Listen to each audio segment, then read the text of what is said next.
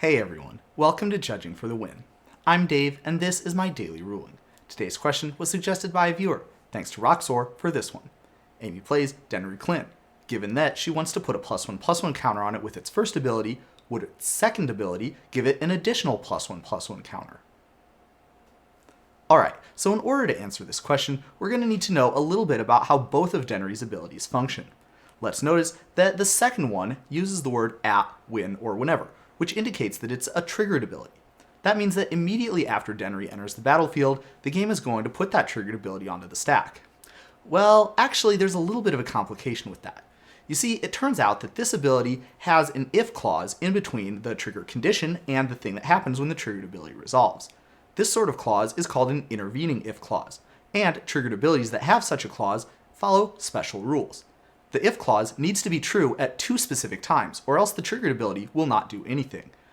So, if the triggered ability does not see the intervening if clause being true at the time when it's about to be put onto the stack, then it just won't be put onto the stack. Nothing will happen instead. In the same way, if the game sees that the triggered ability's if condition is not true at the time when it's about to resolve, then it's not going to resolve at all. It'll just get removed from the stack with no effect. And so, our question now becomes, would Denry's triggered ability see that if condition be true at those two specific times? In order to answer that question, we're going to need to take a look at the first ability. Let's notice that it does not use any of those three words, at, when, or whenever, that we talked about in the previous part. That means that this is not a triggered ability. Rather, the templating that you see here indicates that this is a replacement effect. This is great news for Amy, because replacement effects apply immediately before the event that they replace. That means that the counter gets put onto Denry immediately before it enters the battlefield, and so there's no time when it's on the battlefield and it doesn't have a counter on it.